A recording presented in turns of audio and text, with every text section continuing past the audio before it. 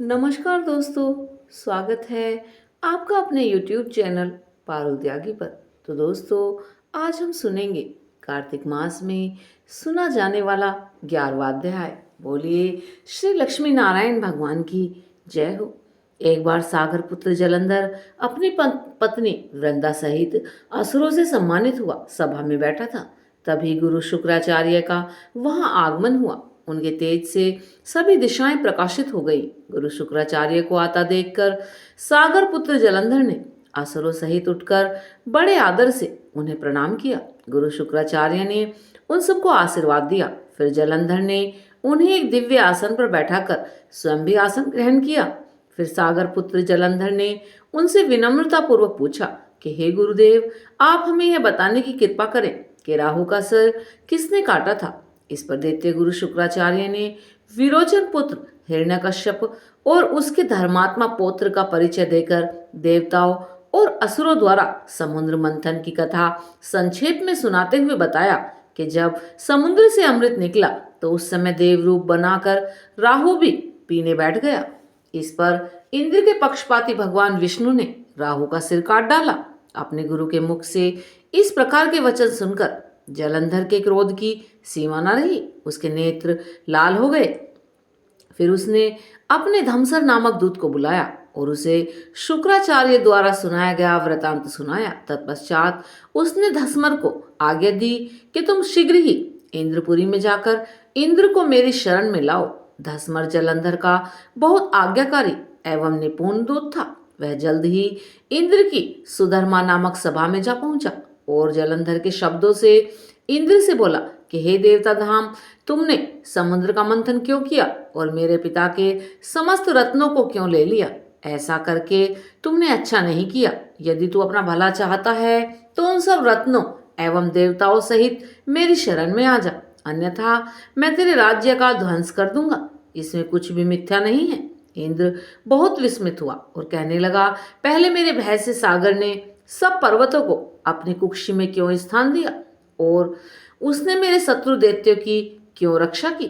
इसी कारण मैंने उनके सब रत्न हरण किए हैं। मेरा द्रोही सुखी नहीं रह सकता, इसमें संदेह नहीं है।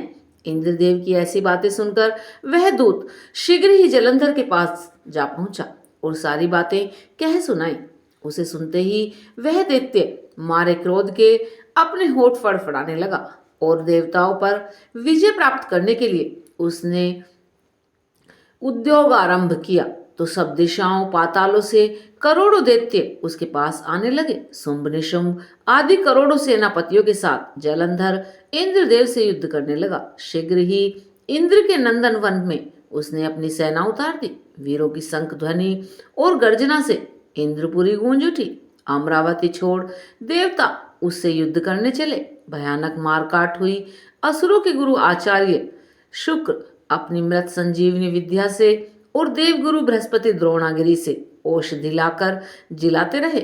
इस पर जलंधर ने क्रुद्ध होकर कहा कि मेरे हाथ से मरे हुए देवता जी सकते हैं, जिलाने वाली विद्या तो आपके पास है। इस पर शुक्राचार्य ने देवगुरु द्वारा द्रोणाचार्य से औषधि दिलाकर देवताओं को जिलाने की बात कह दी। यह सुनकर जलंधर और भी कुपित हो गया। फिर शुक्राचार्य जी ने कहा, यदि शक्ति हो तो द्रोणगिरी को उखाड़कर समुद्र में फेंक दो, तब मेरे कथन की सत्यता प्रमाणित हो जाएगी। इस पर जलंधर कुपित होकर जल्द ही द्रोणगिरी पर्वत के पास जा पहुंचा और अपनी भुजाओं से पकड़कर द्रोणगिरी पर्वत को उखाड़कर समुद्र में फेंक दिया। यह तो भगवान शंकर का तेज था। इसमें जलंधर की कोई विचित्रता नहीं थी। तत्पश्चात यह सागर पुत्र युद्ध भूमि में आकर बड़े तीव्र गति से देवताओं का संहार करने लगा। जब द्रोणाचार्य जी औषधि लेने गए तो द्रोणाचल को उखड़ा हुआ देखकर शून्य पाया। वह भयभीत हो देवताओं के पास आए और कहा कि युद्ध बंद कर दो, जलंधर को अब नहीं जीत सकोगे। पहले इंद्रदेव ने भगवान का अपमान किया था। यह सुन सेवता युद्ध में जय की आशा त्याग कर इधर उधर भाग गए। सिंधुसुत निर्भय हो अमरावती में घुस गया। इंद्र आदि सब देवताओं ने गुफाओं में शरण ली। अब इस प्रकार हमारा कार्तिक अध्याय 11 समाप्त हुआ। बोलिए भगवान विष्णु नारायण की जय हो। आइए अब हम सुनते हैं कार्तिक मास में सुनी जाने वाली पावन कथा, जिसके सुनने मात्र से ही कल्याण की प्राप्ति होती है। एक ब्राह्मण था। वह घरों में जाकर पूजा पाठ करके अपना जीवन यापन किया करता था। एक बार उस ब्राह्मण को नगर के राजा के महल से पूजा के लिए बुलावा आया। वह ब्राह्मण राजमहल का बुलावा पाकर बहुत खुशी खुशी पूजा करने के लिए महल में गया। पूजा संपन्न कराकर जब ब्राह्मण घर को आने लगा, तब राजा ने ब्राह्मण से एक सवाल पूछा कि हे ब्राह्मण देव, आप भगवान की पूजा करते हैं, तो ये बताएं कि भगवान कहाँ रहते हैं, उनकी नज़र किस ओर है और भगवान क्या कर सकते हैं। राजा के प्रश्न सुनकर ब्राह्मण देव बड़ा ही अचंभित हो गया और कुछ समय विचार करने के बाद राजा से कहने लगा कि हे राजन, इस सवाल के जवाब के लिए मुझे कुछ समय चाहिए। तब राजा ने ब्राह्मण को 1 माह का समय दिया। अब ब्राह्मण प्रतिदिन इसी सोच में सूखता जा रहा था, इसका जवाब क्या होगा। ऐसा करते करते समय बीतता गया और जब कुछ ही दिन शेष रह गए तो समय बीतने के साथ ब्राह्मण की चिंता और भी ज़्यादा बढ़ने लगी। अब जवाब ना मिलने के कारण ब्राह्मण बहुत ज़्यादा उदास रहने लगा। एक दिन ब्राह्मण को चिंतित देखकर उस ब्राह्मण के पुत्र ने कहा, पिताजी, आप इतने उदास क्यों हैं। तब ब्राह्मण ने कहा, बेटा, कुछ दिनों पहले मैं पूजा कराने राजमहल गया हुआ था। पूजा संपन्न कराकर जब मैं वापस आ रहा था, तब राजा ने मुझसे एक सवाल पूछा। राजा ने कहा था कि भगवान कहाँ रहते हैं, भगवान क्या कर सकते हैं और भगवान की नज़र किस ओर है। राजा के सवाल का जवाब मुझे उस समय नहीं सूझा, तो मैंने उनसे कुछ समय मांगा, जिसके जवाब के लिए राजा ने मुझे 1 माह का समय दे दिया। और अब 1 माह बीतने वाला है, लेकिन इसका जवाब मेरे पास नहीं है, इसीलिए मैं बहुत चिंतित हूँ। अपने पिताजी की बात सुनकर उनका पुत्र बोला, पिताजी, इसका जवाब मैं राजा को दूंगा, आप मुझे अपने साथ ले चलिए। 1 माह जब पूरा हुआ, तब ब्राह्मण देव अपने पुत्र को साथ लेकर राजमहल में पहुंच गए और राजा से कहा कि हे राजन, आपके सवाल का जवाब मेरा बेटा देगा। राजा ने ब्राह्मण के पुत्र से फिर से वही सवाल पूछा कि बताओ, भगवान कहाँ रहते हैं, भगवान की नज़र किस ओर है तथा भगवान क्या कर सकते हैं। उस ब्राह्मण पुत्र ने राजा से कहा कि हे राजन, क्या आपके राज्य में पहले अतिथि का आदर सम्मान नहीं किया जाता। ये सुनकर राजा को थोड़ा लज्जित सा महसूस हुआ। पहले उस बालक को आदर सत्कार के साथ स्थान दिया गया, फिर पीने हेतु सेवक दूध का गिलास लेकर आया। वह बालक दूध के गिलास को पकड़कर दूध में उंगली डालकर घुमाकर बार बार दूध को बाहर निकालकर देखने लगा। ये देखकर राजा ने पूछा कि तुम ये क्या कर रहे हो। तब बालक ने बताया कि सुना है दूध में मक्खन होता है, मैं वही देख रहा हूँ। दूध में मक्खन है कहाँ, आपके राज्य के दूध से तो मक्खन ही गायब है। राजा ने कहा, दूध में मक्खन होता है, परंतु वह ऐसे दिखाई नहीं देता।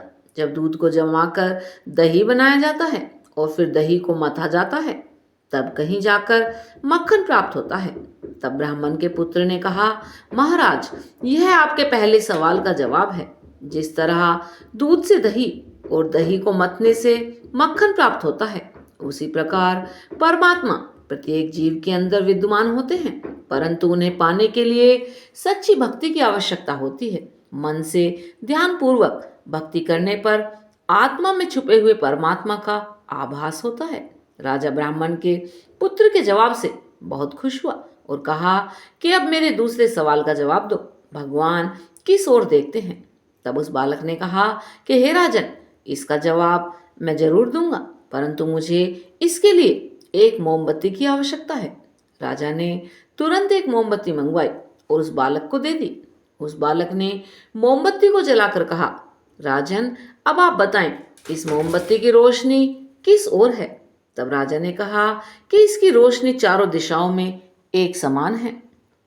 तब उस बालक ने कहा कि हे राजन, यही आपके दूसरे सवाल का जवाब है, क्योंकि परमात्मा सर्वद्रष्टा हैं और उनकी नज़र सभी प्राणियों के कर्मों की ओर परस्पर रहती है। राजा उस बालक के जवाब को सुनकर अत्यधिक प्रसन्न हो गए। अब तो वे अंतिम प्रश्न के उत्तर के लिए और भी उत्सुक हो उठे। राजा ने कहा कि मेरे अंतिम सवाल का जवाब और दे दो, भगवान क्या कर सकते हैं? बालक ने कहा कि हे राजन, मैं इस सवाल का जवाब अवश्य ही दूंगा, परंतु इसके लिए मुझे आपकी जगह पर और आपको मेरी जगह पर आना होगा। राजा को तो उत्तर जानने की उत्सुकता थी, तो उसने अपनी सहमति दे दी। अब वह बालक राजा के सिंहासन पर जा बैठा और कहा कि राजन, आपके अंतिम सवाल का जवाब यह है। आपने कहा था कि भगवान क्या कर सकते हैं, तो भगवान यह कर सकते हैं कि मुझ जैसे ब्राह्मण को राज सिंहासन पर बैठा सकते हैं और आप जैसे राजा को मुझ जैसे सवाली के स्थान पर अर्थात राजा को रंक और रंक को राजा बना सकते हैं। यह आपके अंतिम सवाल का जवाब है। अब राजा उस ब्राह्मण के पुत्र के जवाब से अत्यधिक प्रसन्न हुए और उसे अपना सलाहकार बना लिया। तो दोस्तों, भगवान हर एक जीव के हृदय में निवास करते हैं।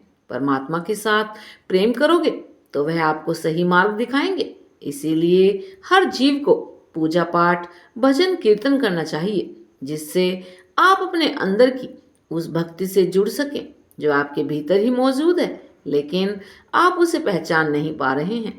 तो दोस्तों, आपको ये वीडियो कैसी लगी प्लीज़ कमेंट करके बताएं। अच्छी लगी हो तो लाइक करें, शेयर करें और जिन्होंने अभी तक चैनल को सब्सक्राइब नहीं किया है वो चैनल को सब्सक्राइब करें। और हाँ दोस्तों, ऐसी ही वीडियो सुनने के लिए हमारे चैनल पर बने रहें। धन्यवाद दोस्तों। अब हम सुनते हैं तुलसी माता की आरती। तुलसी महारानी नमो नमो, तुलसी महारानी नमो नमो, हर की पटरानी नमो नमो, तुलसी महारानी नमो नमो, हर की पटरानी नमो नमो। जाके पत्र मंजरी कोमल, श्रीमती श्रीपति कमल चरण लपटानी नमो नमो, तुलसी महारानी नमो नमो, हर की पटरानी नमो नमो, तुलसी महारानी नमो नमो। धन तुलसी पूरन तप कीनो, शालिग्राम बनी पटरानी नमो नमो, तुलसी महारानी नमो नमो, हर की पटरानी नमो नमो। कौन से महीने में बोई रानी तुलसा, कौन से महीने में हुई हरियाली, नमो नमो तुलसी महारानी नमो नमो, हर की पटरानी नमो नमो।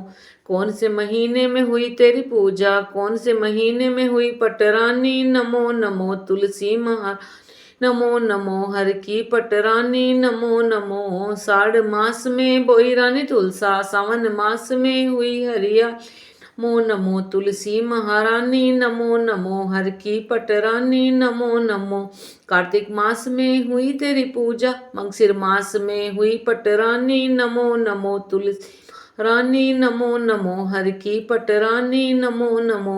धूप दीप नैवेद्य आरती, पुष्पन की बरसा बरसानी, नमो नमो तुलसी महारानी नमो नमो। 56 भोग 3600 व्यंजन, बिन तुलसा हरि एक न मानी, नमो नमो तुलसी महारानी नमो नमो, हर की पट नमो नमो। जो कोई तुलसा जी को सवेरे को गावे, श्री कृष्ण के दर्शन पावे, नमो नमो तुलसी महारानी नमो नमो, हर की पटरानी नमो नमो। जो कोई तुलसी जी को दोपहर को गावे, खीर खांड के भोग लगावे, नमो नमो तुलसी महारानी नमो नमो। जो कोई तुलसी जी को सांझ को गावे, श्री कृष्ण की आरती उतारे, नमो नमो तुलसी रानी नमो नमो, हर की पटरानी नमो नमो। जो कोई तुलसी जी को रात को गावे, श्री कृष्ण की आरती उतारे, नमो नमो तुलसी महारानी नमो नमो, हर की पटरानी नमो नमो, तुलसी महारानी नमो नमो। सभी सखी मैया तेरो यश गावे, भक्ति दान दीजो महारानी, नमो नमो तुलसी महारानी नमो नमो, हर की पटरानी नमो नमो। बोले तुलसी माता की जय, विष्णु भगवान की जय, लक्ष्मी माता की जय।